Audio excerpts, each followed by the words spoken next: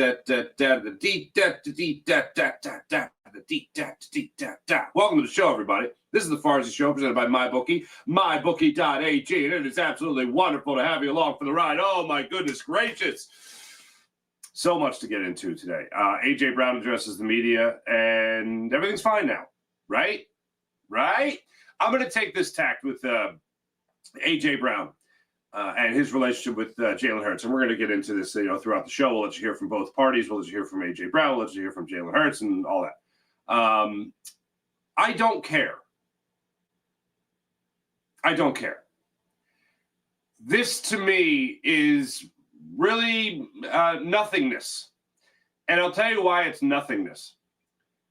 There were issues last year, and the Eagles won the Super Bowl. There were issues last year, and the way this ended was Jalen Hurts and A.J. Brown were on the sidelines telling each other they loved them. They loved each other. Now, I will say this. I do subscribe to what Brandon Graham had to say last year on the radio before he recanted it, before he took it back and said, hey, you know what? What I said is not true. They're close. They're still friends also. I don't believe what he said to walk it back. I absolutely believe that they're not besties anymore, for whatever reason. None of my business. That's their personal life. It translated to a Super Bowl championship. So I don't really care. If they would have lost the Super Bowl last year, then this would be, in my opinion, a more impactful story. But the fact that they have weathered storms, the fact that throughout last year, especially towards the end of the year, you heard from A.J. Brown, Devontae Smith, Jalen Hurts, Nick Sirianni about this offense's ability, these players' ability, to have tough conversations and not get all pissy about it. When people compare A.J. Brown to me, to not to me, but to Terrell Owens, when they compare him to Terrell Owens, the thing that I find so amazing is that T.O. couldn't have those conversations. Donovan and T.O. couldn't have those conversations. Jalen Hurts, Devontae Smith, and A.J. Brown, they can have those conversations. And for whatever reason, somehow, Nick Sirianni knows how to let all this happen, if not also be a part of it. Now, as much as, you got to respect Andy Reid and, what he was able to do here in Philadelphia and really turn this franchise around and what he's certainly done in Kansas City and all that stuff. For whatever reason, players loved him. He was a player's coach as well, but Nick Sirianni just seems to be one of the boys. He just seems to be one of the boys. And that's one of the things that has always really impressed me about Nick Sirianni. For a guy, maybe it's because he's younger, for a guy that didn't play in the league, he got the same kind of respect and admiration that a guy like Doug Peterson got, who played in the league as a quarterback, as we all know. And that was one thing that really impressed me about Nick Sirianni. But he knows how to let these conversations happen, if not also be a part of them. So we'll let you hear from A.J. Brown today. He has an opening statement. Whenever a player has an opening statement, I was like, oh, all right, grab the popcorn. Let's go. And then also Jalen Hurts on his relationship now, the tweet and all that. I'm going to start at the end, though. I'm going to start at the end. The end is they're fine. That's the end. He even admitted that he let his frustrations get the best of him. They boiled over. Let's hear from A.J. Brown himself. I really wanted to start with this, but I was just re-listening to some of the A.J. Brown stuff, but I just wanted to start with this. Philadelphia sports fans, I love you. I love you. Philadelphia Phillies fans last night, 31,000 showed up for the Phillies playing the Phillies. 31,000 people showed up to watch the Powder Blues versus the Pinstripes.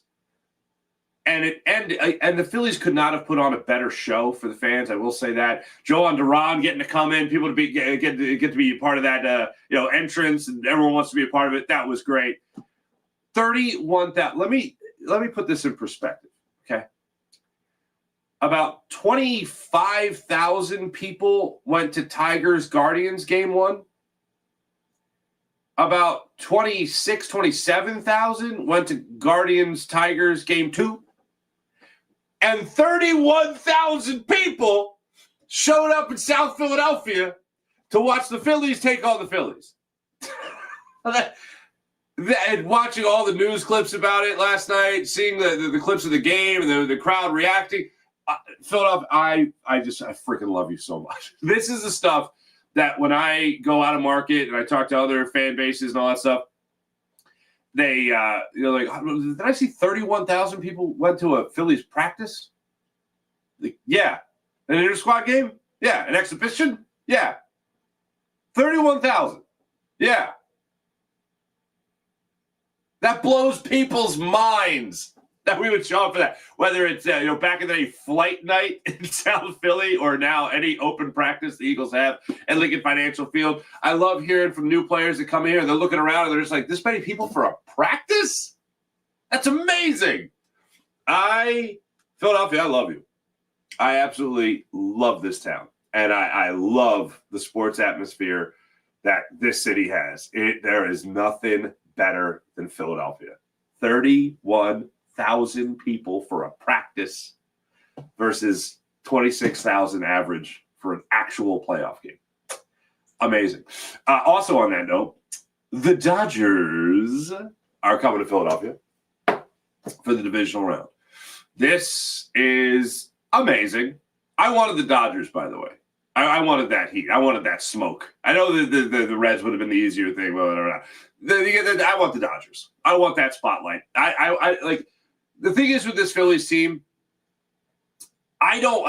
This might be sick, but the thing is with this Phillies team, I don't want a long, drawn out World Series loss. I don't want a long, drawn out NLCS loss.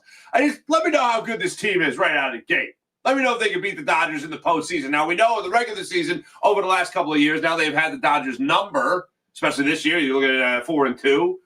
They're pretty good. 5-6 they won against the Dodgers last year. That's pretty damn good against this Dodgers team.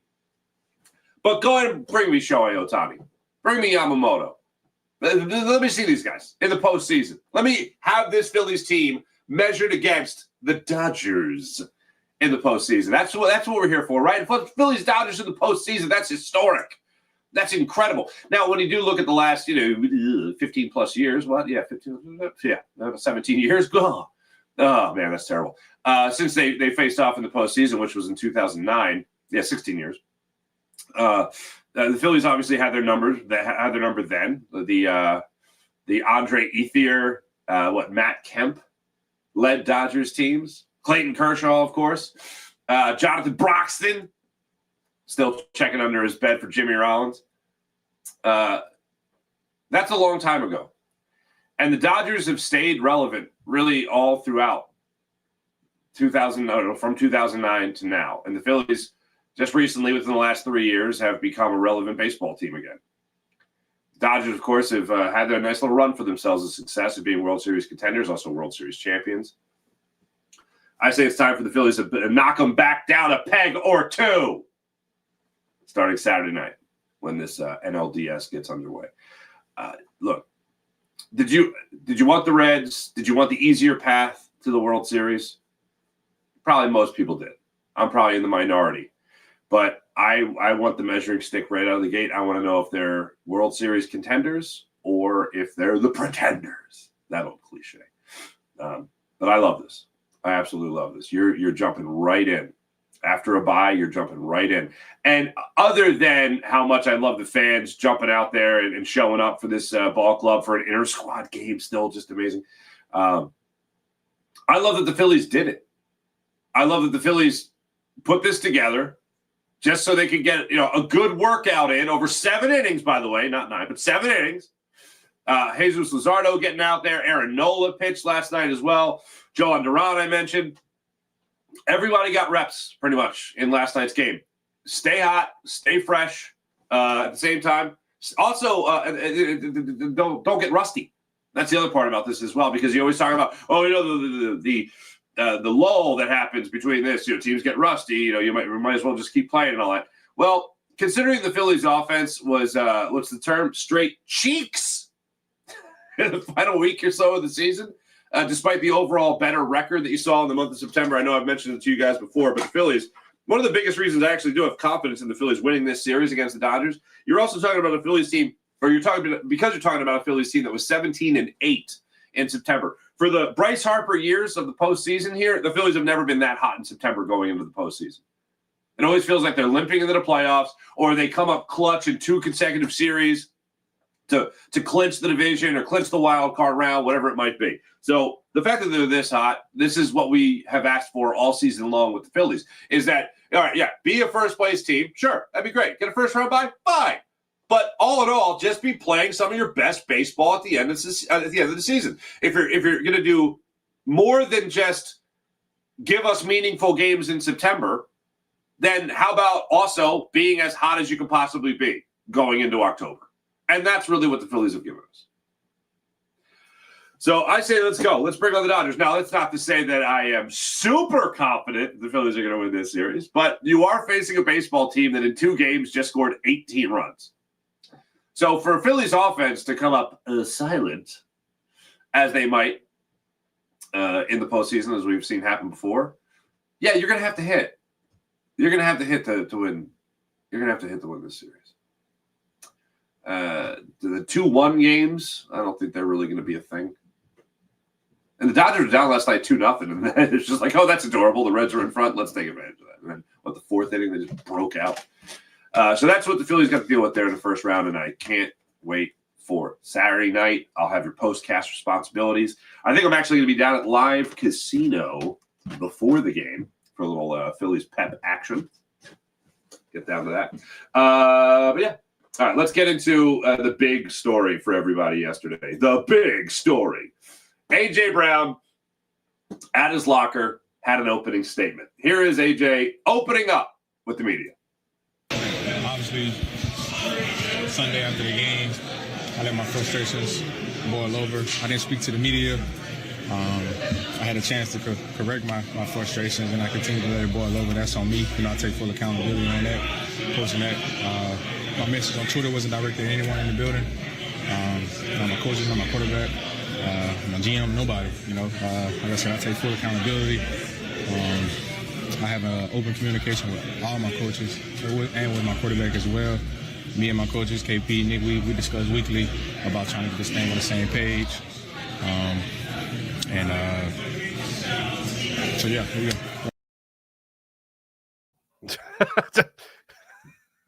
So yeah, okay, fine, yeah. I love it. Okay, fine. Take full accountability, all that. Let his frustrations, let his emotions get the best of him. All right. If you don't talk to the media after a game, and you usually talk to the media after the game, and instead of talking to the media after the game, you, a couple hours later, I believe it was, post that tweet. I don't know how that helps anyone. It doesn't help anybody. Now, again, I'm going to start at the end. I really don't care.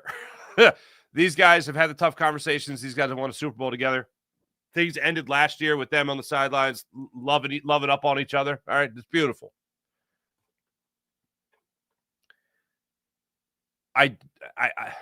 All this does is create more negative energy. There's enough negative energy surrounding this offense right now. Whether it's everyone questioning Kevin Patullo as to whether or not he knows what the hell he's doing, whether or not it's anyone looking at Jalen Hurts saying, why are you forcing these balls to A.J. Brown? Whether it's A.J. Brown complaining, whatever it might be. Whether it be Dallas Goedert, who missed practice yesterday again because his knee's acting up again. By the way, after that one pass to Dallas Goedert in the first half there against Tampa Bay Buccaneers, where he could have really gotten low bridged. If this was 10 years ago, man, that would be a season-ending hit on Dallas Goedert. But he stayed in the game. But when I saw that, I went, ooh, already a knee issue? Not great. And now he's missed practice. Also, not great. So you already have enough negative vibes. The offensive line. Nick Sirianni actually praised the offensive line yesterday. Don't agree with that.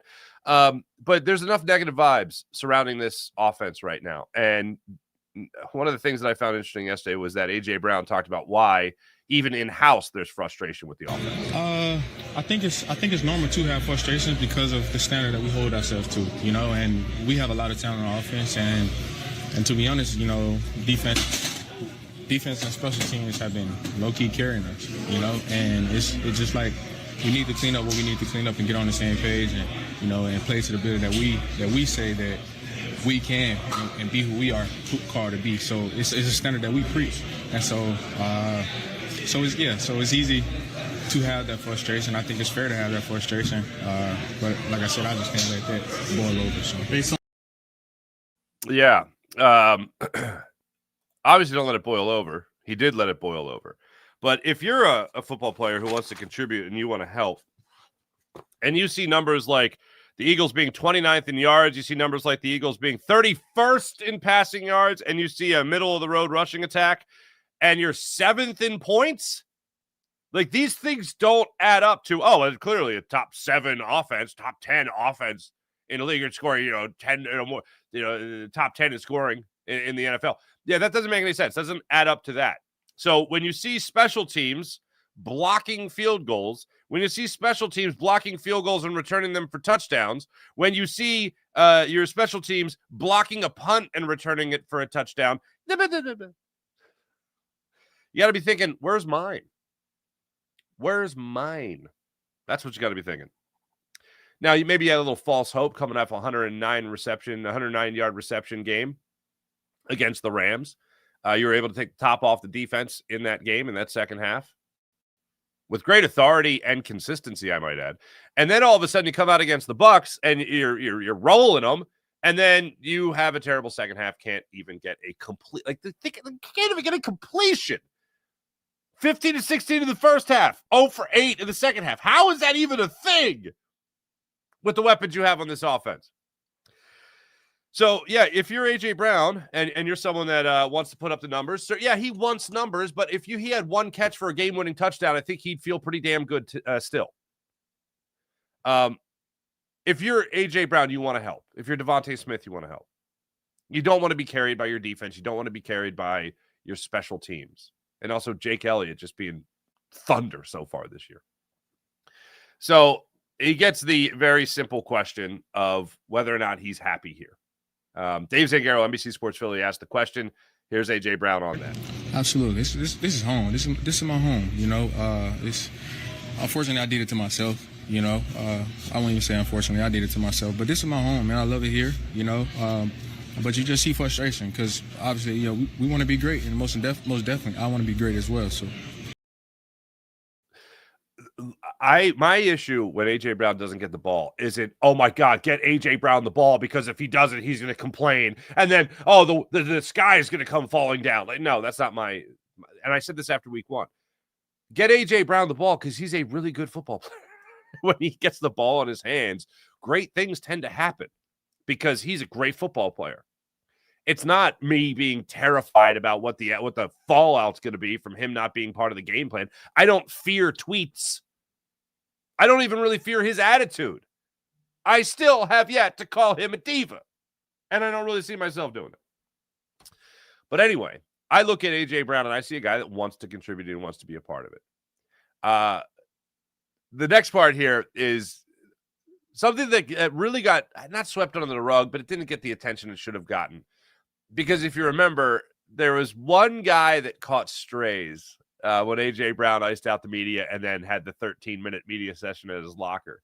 Now, he doesn't mention him here, but he reminded me of it. This is A.J. Brown at his locker yesterday, talking about his communication with Jalen Hurts on trying to get this right. Yeah, so we're always working to get on the same page. It's not that much of communication because of, during the game, I'm not the person that's on the sidelines saying, give me the ball, so I don't understand where people say that he's forcing me the ball because I'm complaining. And if you ask any of my teammates, I'm probably the quietest one on the sideline. I don't even go to the huddle during the timeouts. I try to let the game come to me, and I don't even tell KP, call this and call that.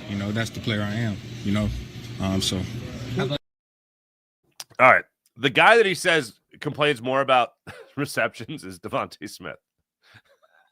He said that he's not the one that does that. That was 2 years ago when he had that media ice out and then finally addressed the media. He was like, I don't even complain about targets. I don't even complain about not getting the ball. The guy who complains more than me is Smitty. And I'm like, damn, Smitty catches strays. This ain't about him. But I believe him in that. I think overall he just wants the offense to be productive. And yes, he wants to be a part of that. And I think anybody who's ever competed at any decent level understands that. Anyone who considers themselves, I'll say that, anyone who considers themselves a competitor, they would identify with that. Did he go about it the right way? Probably not.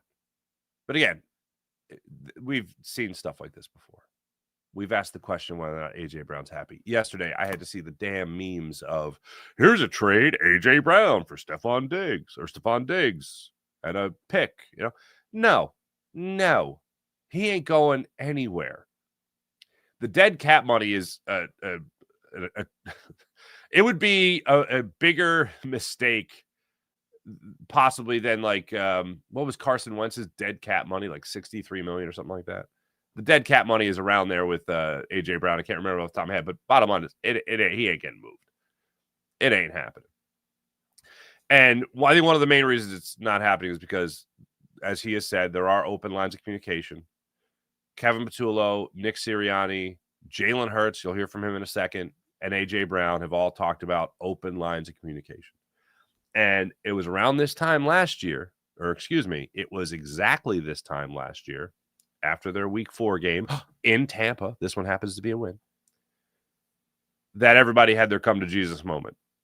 And everybody got on the same page. And then the Eagles won 10 games in a row. And the Eagles probably would have won out. How about that? If Jalen doesn't get hurt against the Commanders, or if Smitty, unfortunately, doesn't drop that ball at the end from Kenny Pickett. So, yeah, it's still a pretty damn good football team. And we talk about this a lot in every single sport. Communication is key. Everybody wants to know where they stand. Everyone wants to know what their role is. And then on top of that, everybody wants to do their job. And A.J. Brown's job is to catch footballs and score touchdowns and help this team win. So all in all, I what I got from yesterday, and I even mentioned this at the start of yesterday's show, saying that the moment we were about to have with A.J. Brown addressing the media, because that's usually the day that he speaks, I didn't think there was going to be anything dramatic. I didn't think that there was going to be anything about how, he was going to expound upon his post and say, why? Yeah, I feel ignored. I shrugged my shoulders and I walked away. Like, I didn't think it was going to be anything like that. I thought it was going to be very much along the same lines that you saw yesterday and saw just now, if that's the first time you're hearing or seeing those clips. He's an emotional guy. I always give him a downbeat because there's got to be a moment of, I didn't mean that. Like that kind of thing. Like, all right, I'm going to wait for 24 hours and then he'll regret it. He'll apologize and then we'll all move on. But forget about the emotions for a second here.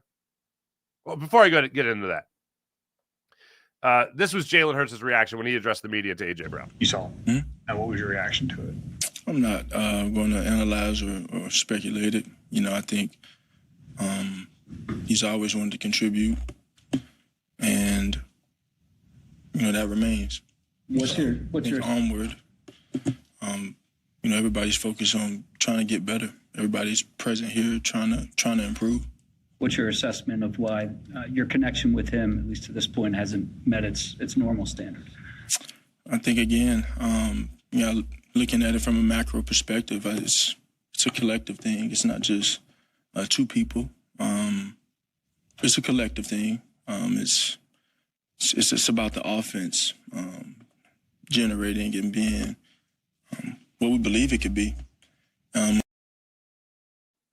right. What it can be is what it was last year. And I think one of the biggest reasons it hasn't been as good as it was last year is because you can't get the running game going. And one of the reasons you can't get the running game going is because your offensive line hasn't been going in the same direction. There was a play I was watching. I went back and I watched some more of the All-22 from the Bucks game. And there were plays that I noticed with Landon Dickerson where he just gets – last year, it'd be a situation where he gets on a block and get rid of him. You don't just hit him there and play patty cake. You get rid of him. That kind of thing. Well, Landon Dickerson wasn't getting rid of the guy. And there was one play in particular that if Landon Dickerson pancakes a guy, which he had the opportunity to do, instead he just sealed off the block and opened up the hole for Saquon Barkley. If he knocks a guy on his ass, Saquon Barkley has a home run. But instead, Landon Dickerson stopped blocking The guy shed the block, went upfield, made the tackle. Simple as that. Plays like that make, like, looking at it from high end zone cam. So you're behind Jalen Hurts, high up. You're looking down on it, and you see where the hole opens up, and boom, there's the hole. And it's great. Landon Dickerson does his job there. Saquon has to do a little sidestep of a guy, but while he does that, the guy sheds the block from Landon Dickerson, makes the block or makes the tackle. I feel like those plays, that's the difference right there. That split second of holding that block for a second longer, or again, get rid of the guy. Then that's the difference right there in that moment between Saquon Barkley breaking off his first 20-plus yard run of the season or Saquon Barkley being stopped for a 2-yard gain. That's the difference, those types of plays. Last year, it felt like you were getting rid of people, pancaking people, putting them on their ass, or holding the block for long enough where Saquon can get upfield even more. So for me, that's the huge difference. And because you can't get that going, your passing game is also locked down a little bit more than it was. You also look at the idea of more bunch formations that we've talked about, talking about more 12 personnel, 13 personnel, all that stuff. You're putting tacklers right there for AJ or for Saquon Barkley. That ain't helping anybody. I'd love to see it spread out even more, or spread out. Open things up, more things out of the RPO. I'd love to see that help Saquon Barkley in terms of getting this run game going. It's a very simple comparison. It's teams getting 8 guys in the box. They don't even mean to have 8 guys in the box, essentially. It's like that. It's not identical to it, but it's like that because you're bringing guys closer into that box, closer into the line of scrimmage as well, that are right there to make the tackle, as opposed to guys that are spread out. Maybe they're blocked by A.J. Brown on the outside, Devontae Smith, maybe even Dallas Goedert, Grant Concaterra on the outside, allowing Saquon to not have to worry about as many hats getting to the line of scrimmage. Now, stuff like that, that's a Kevin Patullo, Nick Sirianni thing. That's not a Saquon Barkley thing. It's not a Jalen Hurts thing. Last year, 4 weeks into the season, everybody had the tough conversations. You came out, you won 10 games in a row. You have a tough opponent coming up here on Sunday. I know some people might look at the Broncos and say, a 2-2 team, whatever. That offense isn't going to be. They're a good football team, and they do have a good head coach in Sean Payton. I will say I feel a lot better about a Vic Fangio versus Sean Payton matchup than I do a Kevin Patullo versus Todd Bowles matchup. I will say that. I feel better about that than a Kevin Patullo versus Steve Spagnuolo. Now, this is going to be Payton versus Fangio, geniuses, all that. But Kevin Patullo has to face Vance Joseph, I believe it is. Yeah, defensive coordinator of the Denver Broncos. The time of his life. That'll never leave my head. And he's got this defense cooking. Tied for second in the league in points per game, leading the league in sacks. So this is going to be a bad time for the Eagles' offensive line to struggle. This is also going to be a bad time for the passing game not being on the same page, because you make mistakes, you force the ball into A.J. Brown or force it anyway, Patrick Surtain is going to be running the other direction with it. This is going to be a tough game. I'd love to say that the Eagles, this is the game of the Eagles, they just roll the Broncos. Nope. Don't see that happening. If you remember, after they came out of the bye week, because they had week 4 of the bye and then they rolled, they had the Cleveland Browns. Even that game was a close game. In their start of their incredible run, where they were just cooking for those 10 straight games, in that incredible run, one of the things that they looked at, was the fact that they had a tough game in their first game after the tough conversations. And they battled through and they won. Nick Sirianni yelled at some fans. Nick Sirianni said he called a defensive play, which Vic Fangio later called BS, but they got better after that. So good for them. Let's hope that that trend continues after another tough conversation. Last thing from the A.J. Brown, Jalen Hurts thing. You heard this is A.J. Brown and the communication he has with Jalen Hurts and their overall relationship. Yeah, so as well. We're always working to get on the same page. It's not that much of communication because of, like, during the game, I'm not the person that's on the sidelines saying, give me the ball. So I don't understand where people said He also went on to say that they're good, him and Jalen Hurts. Jalen Hurts yesterday on his relationship with A.J. Brown. How is your relationship with A.J.? It's good. Yeah. Could you expand on, where it is at this stage in your lives, having played together now for 4 years? Yeah, man, we share a great passion for this game, and we're focused on this week. Yeah, they ain't as cool as they used to be. I'm going to tell you that. I think that pretty much goes without saying. They ain't as cool as they used to be. And you know what? I'm fine, because you know what? They also got Super Bowl rings. How about that? So I just hope that we don't have to talk about this problem anymore. I just hope we have to talk about, well, first, I hope that the problems don't exist, but the problems from here on out, I hope, are just about, you know, the way they play football, because that tends to be more important than this guy's not getting along with that guy. Is this guy happy? Should they trade this guy? No, I want to know how. I want to see the football team improve. I want to see Keely Ringo, as it looks like he's going to get another start this week. I want to see Keely Ringo step up and make tackles. I want him to join the fray of, Quenyon Mitchell, and I want to see him join the fray of Cooper DeJean in finishing plays, not just being around the play or slowing up receivers at the line of scrimmage, but not making the tackle.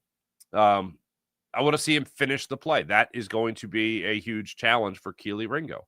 And yeah, I mentioned this yesterday, but Vic Fangio talked about how it's different. If you're Keely Ringo, you're going from trying to tackle on special teams to trying to tackle as a corner. And those are two different things. So I'd like to see Keely Ringo be able to finish plays as a defensive player. I'd love to see how they're going to work out Nakobe Dean, who also addressed the media yesterday and said, look, I can only control what I can control. I feel like I am full go. My practice window has been open. So, yeah, let's get after it. That's another, hey, look, if he's starting or he's not starting, it's another body that I know can help you win football games. So I'm happy that you have that available. You also got to see the Eagles be able to get into that backfield and get Bo Nix off his spot. You heard Vic Fangio compare him to Baker Mayfield. Well, it's interesting. Zach Bond last week going into the Tampa Bay Buccaneers game was comparing Baker Mayfield to Matthew Stafford. So now you're facing three quarterbacks in a row that, although I will not say they're extremely mobile, but they're mobile enough to get off their spot and throw on the run. Matthew Stafford has showed actually that ability to do. He's showed that ability in his career and recently as well, not just 39 now, however old he is. Baker Mayfield could certainly do it. Bo Nix can certainly do it as well. Bo Nix, I think, is actually an inch taller than Baker Mayfield. But yeah, certainly can move. You're going to have to get after him. You talk about Mims, you talk about Sutton. These are guys that can make plays for him on the outside as well. So this is not going to be an easy thing for the Eagles. They're going to have to be on top of their game, and having a guy like Nakobe Dean back, hopefully Keely Ringo with a game under his belt, a start under his belt is better. And then your other guys just continue to hold down the fort and do more than that, but excel. I really can't get over what I am seeing from Quenyon Mitchell and Cooper DeJean just because of how good they are. Jahad Campbell, the instincts are obviously there. He is making plays for this defense, always around the football. Drew Makuba, if he just would have turned around a second more, faster, he would have had that interception, and you would have seen that 77-yard touchdown reception by Igbuka in the Bucs game. And Fangio did acknowledge, by the way, that he was supposed to be deeper on that play, and it didn't happen, unfortunately. So that's what we're looking at into this game. Tall order, tough order, well-coached team. You got to be better than them. You got to be a lot better than them in this one. Mention the Phillies, in case you didn't hear it earlier. Philadelphia fans, I love you. Selling out Citizens Bank Park. Well, 31,000. More than 2 playoff games there for the Guardians and Tigers. That's fun. You got the Dodgers coming up here. That's great. Lastly, Quentin Grimes, your Philadelphia 76ers. I'm going to get more into this with Keith Pompey on Locked On Sixers coming up at 10 o'clock today. But both sides played this perfectly. Some might say, oh, well, you signed the qualifying offer that you could have signed months ago. Yeah, you could have, but that would have been stupid. It would have been stupid for Quentin Grimes to sign this deal months ago. You don't know the way the market was going to go. You didn't know what was going to happen in the offseason. From everything from, Jonathan Kuminga in Golden State, you didn't know for sure what was going to go down there. You didn't know if, not that you're wishing for it, but you got to be prepared for it. If somebody else gets hurt, that might drive your price up a little bit more. You're talking about a guy trying to really cash in on probably the best basketball he'll ever play. And the Sixers played it perfectly as well. Sixers are a cash-strapped team. Salary cap hell. I did not want them signing Quentin Grimes to a 4-year deal at $25 million per. No. Which was what was reported that Quentin Grimes was after, $25 million a year. I didn't want them signing Quentin Grimes to a 4-year, $80 million deal. I was hoping, not that I thought it was going to happen, but I was hoping he'd sign that $8.7 million qualifying offer. And here he is. I thought maybe the Sixers would give him a couple million more, maybe get to the 11 million, 12 million, something like that. But they didn't have to. And I'm glad they didn't. Sixers got guards, man. They got guards. Younger guards, as a matter of fact. And if we're being real, I don't think anyone looks at the Sixers right now and be like, championship contender. Joel Embiid's going to play in 70 games, a career high. And Paul George is going to play in 70 games. It's going to be great. And everyone's going to be healthy. And Jared McCain's going to take another major step forward. No one's looking at the Sixers with extreme optimism right now. And even the realist take out there, the realist combined with the most optimistic, that ain't good. No one's really expecting the Sixers to be great this year. No one's expecting them to be healthy this year. So for me, it really comes down to how much better can you make Tyrese Maxey and Jared McCain, and how good is VJ Edgecombe? How well does Trendon Watford play for the team, even though he's hurt right now as well? I want to see a little bit more of a changing of the guard. A Dembona taking more steps forward, all that. That's what I want to see. If Joel Embiid's healthy, then, hey, gravy. That's gravy. But if nothing really worked out for the long term, which it didn't for Quentin Grimes, then fine. Yeah, I want him back. I wanted him back. I didn't want him back in any exorbitant deal. But this is fine. This is great. He's back. He's playing. I don't care about the money anymore. As long as he's here. Because he's a talented player and he can help you win. Especially in times of injury problems.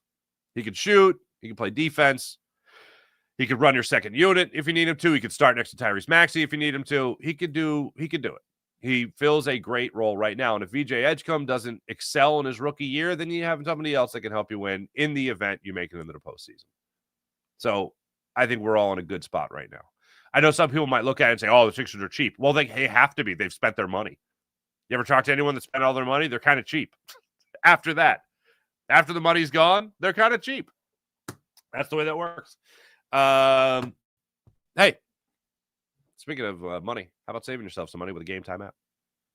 Download the Game Time app, create an account, use promo code FARZA, get $20 off your first purchase on the Game Time app. Want to go to the game, the content, the comedy show? Game Time app has you covered. So download the Game Time app, create an account, use promo code FARZA, get $20 off your first purchase. Before I go, how about PHL Sports Station, Philadelphia Sports Station, enhancing your Philadelphia sports fan experience across all social media and blogs. That's PHLSportsStation.com. Before I get into the chat check for those just joining us, I'm just going to play A.J. Brown's opening remarks at his locker yesterday. Obviously, Sunday after the game, I let my frustrations boil over. I didn't speak to the media. I had a chance to correct my frustrations, and I continue to let it boil over. That's on me. I take full accountability on that, posting that. My message on Twitter wasn't directed at anyone in the building. Not my coaches, not my quarterback, my GM, nobody. Like I said, I take full accountability. I have an open communication with all my coaches and with my quarterback as well. Me and my coaches, KP, Nick, we discuss weekly about trying to get this thing on the same page. So yeah, here we go. All right, then he opened it up for questions. So that's where we are right now. All right, let's get into the chat check and see how wonderful people are doing on this fine morning. Sean Gillespie, hello. By the way, like 70 today, highest 70 today. A little fall action going on right now. Finally starting to feel like fall. Rye, good morning. Tate, hello. Sean, hello. Sean Kilray, the Denver Broncos versus Philadelphia Eagles battle of the best white boy corners in the NFL, and former Iowa teammates Riley Moss and Cooper DeJean. How about that? Cooper, yeah. Well, tell me, hey, does Riley Moss, does he have his own cereal? No. And hit the bricks, Riley Moss. Look who's won most receiving yards allowed by a cornerback in week 4 Pro Football Focus. Darius Slay, Xavier Howard, excuse me, Mekhi Blackman, Emmanuel Forbes, and Dax Hill. How about that, Darius? How about, I didn't even mention this. So I referenced Quenyon Mitchell yesterday. I forget who said, maybe it was you, Sean Kilrain, that mentioned how great Quenyon Mitchell was. Yeah, he was great. I also think that he got away with some PI there against the Buccaneers. And I mentioned that yesterday. And lo and behold, he gets named NFC Defensive Player of the Week. Way to go, Quenyon Mitchell. Way to go. Also, I listened to Cooper DeJean in his locker yesterday. He was asked a lot of questions about Quenyon Mitchell. And like basically the two of them being even more comfortable. And he's like, yeah, I think we both feel a lot more comfortable, especially him, because he's talking a lot of trash. His trash talk has definitely stepped up. You've probably noticed. Yes, as a matter of fact, I have noticed. I think we all have noticed. Him and Baker Mayfield's face. Oh, man, I love it so much. I also don't, with the NFL's tightening of taunting, the way they're tightening up their calls on taunting, the way they're doing that is very interesting to me, because those two, Baker Mayfield and Quenyon Mitchell, were in each other's face and nothing. And I'm fine with that. I don't want that to be cool. Like, you can't ask men to play a sport like football and like alpha male dudes to play football and then just be like, hey, after you make a really good play, just go back to your huddle and just chill out. Like, that's not how that works. There was a comedian, I want to say it was Kathy Madigan, who I think is a really funny comedian, and she made a joke about how football players celebrate after a touchdown. She's like, that's their job. Like, when I was a waitress, I didn't just put down a glass on the table and be like, yeah.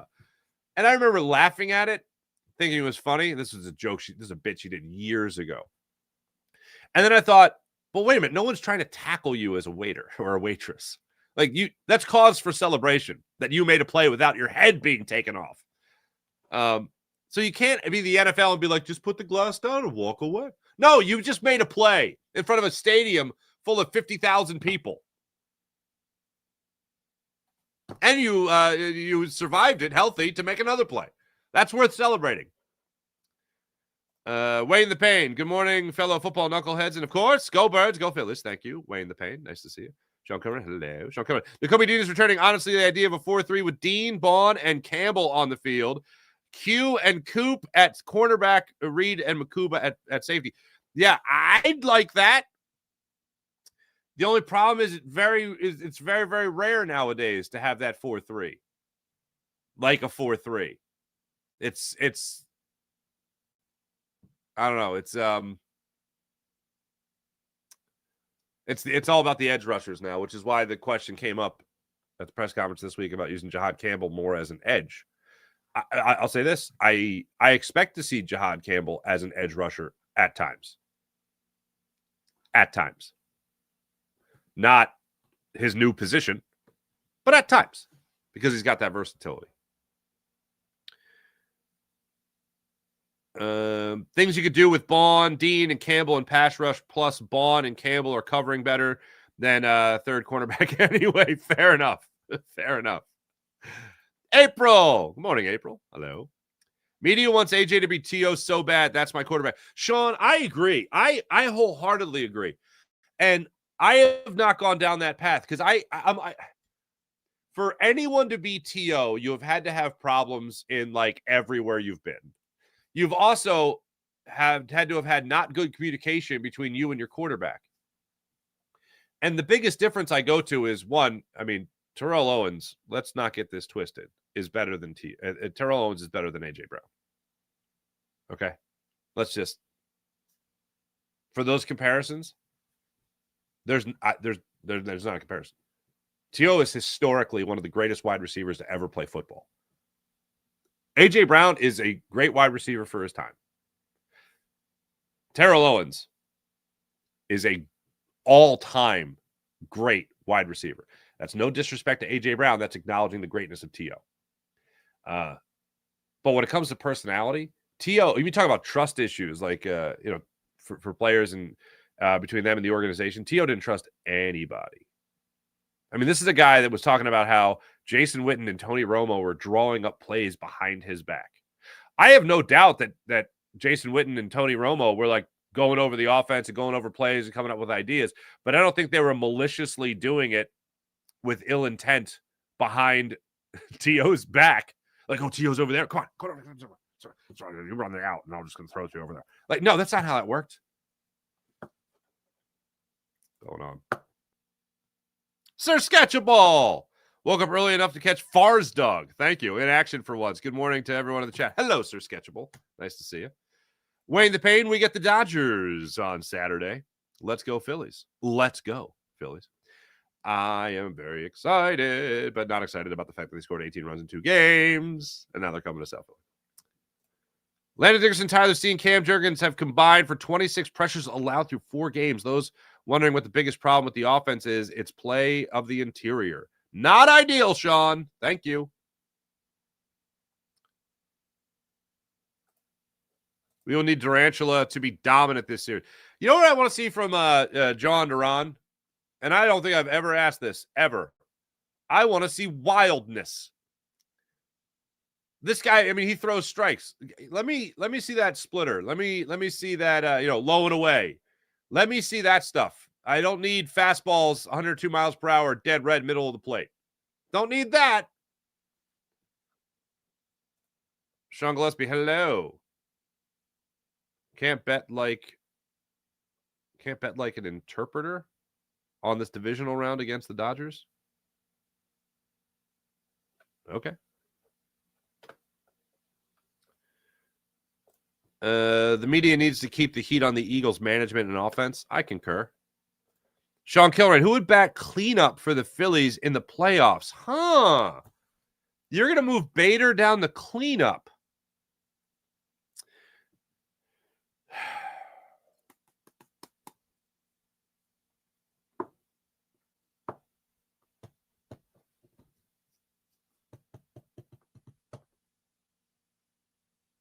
No, I think Bohm is going to be your cleanup still. And I'd still do that. Bader hit like 166 in his last playoff stint. I forget what Bohm was at, but he's in the more comfortable spot. That's interesting.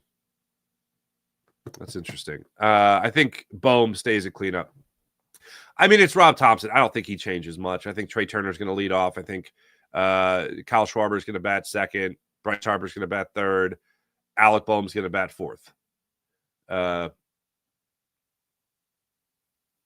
Fifth, does he go Marsh?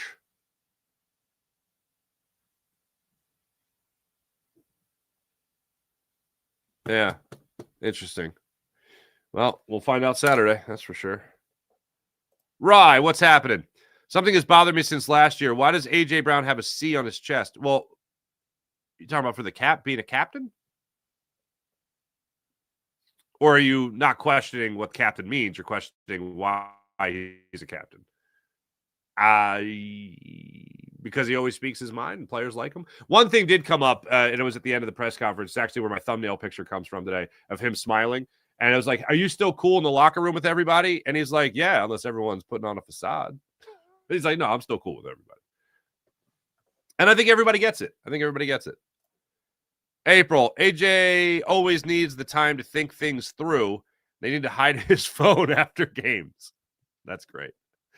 Sean Gillespie, macro, give me your phone. Big Dom be like, AJ, give me your phone. Give me your phone. I don't want you tweeting any. You got no targets today, or you got 1 catch today. You got 9 targets, but 2 were in your reach. Just give me the phone, dude. Macro perspective. Yeah. 2 things that really jumped out to me for the Jalen Hurts press conference was he really loved the word macro and he really loved the word synchronization. So there you go. Sean Gillespie agrees. Jason A, hello. Players usually have their phones on the field at halftime. Oh, what do you got, Mr. Tab? Hello. I would also say that the NFL is an entire season of tape on the Eagles. Every game we are getting teams' best schemes. That's true. That's true. I joked yesterday about how, like, what, do these guys never played together? Well, no, they've played together for a long time now, and teams know their tendencies. When you run it back, teams are going to tend to understand you. I love that Ringo is still CB2. That's funny. Oh, wait, you're talking about on the depth chart? Oh, that's great. Danny, hello. Sean Kilroy, no place like Citizens Bank Park. Hell yeah. James Alexander. What's up, James Alexander? Good morning. They have the Dodgers number? I hope so. Gorgon, hello. Farzetta, Dodgers in 5. You with me? Nope. Not going to pick the Dodgers in this series. Not going to pick the Dodgers. Jason A, hello. Official prediction tomorrow, by the way. Besides Owen's drop issues, yes.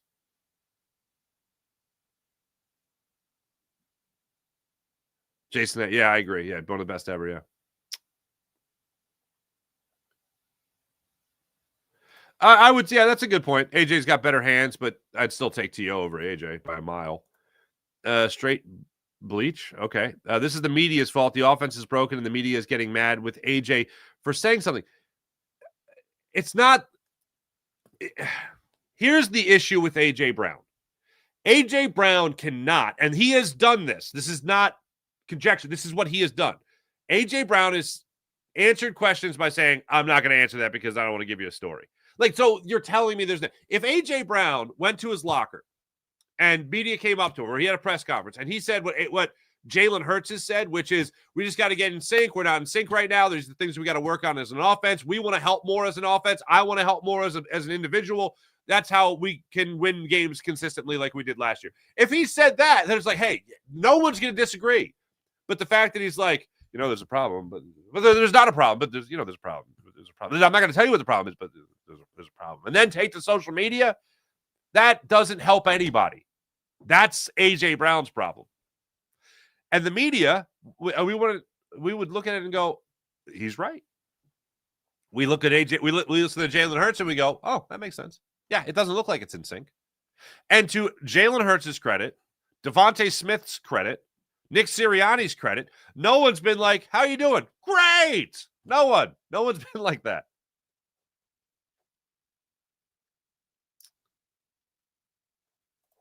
I thought cleanup was supposed to be the RBI guy. Yeah, that's what he's supposed to be. That's what he's supposed to do. And that's more or less what Alec Boehm has done in his career. And let's also face the fact, Rob Thompson doesn't like change from the norm anymore. I used to call him Tinker Topper, but not so much anymore. I mean, he tinkered this year when he needed to, when it came to the outfield positions, and they got Harrison Bader, which changed everything. Everyone went into the platoon roles, it certainly worked out. But he even said that he's got full confidence in Aaron Nola being his number 4. I'm a little surprised. Now, I said going into the playoffs, I would have Sanchez, Suarez, Luzardo. And that is what the Phillies have rolled out there, or at least so far. But I predicted that Aaron Nola would be that third starter, or even split up the lefties. Rob Thompson surprised me. I think he did what he was supposed to do, which is have 3 lefties. To hell with it. You're going. So that's the way I think that went. Thanks, everybody in the chat. You guys are great, as per usual. Let's get to the morning rush brought to you by Sky Motorcars, SkyMotorcars.com. Hey, your Philadelphia 76ers in action today.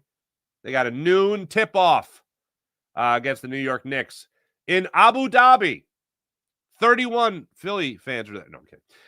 31,000 Philly fans are there. They got the Knicks at noon today, so I look forward to that. Thanks for watching. Thanks for listening. My name is Mark Farzetta. This is The Farzy Show. Make sure you guys like and subscribe to The Farzy Show. Please and thank you. Also, like and subscribe to Locked On 76ers on the Locked On 76ers YouTube channel. Keith Pompey and I have you covered for 30 minutes of Sixers each and every day. I'll also be giving you guys a reaction show today after the Sixers take on the Knicks. And also like and subscribe Locked On Eagles, like and subscribe Locked On Seth Joyner Show as well. Derek Gunn, Seth Joyner have you covered, and I for your pre and post game shows for your Eagles season. Thanks for watching. Thanks for listening. Have a great rest of your day, everybody. See you guys tomorrow. Bye.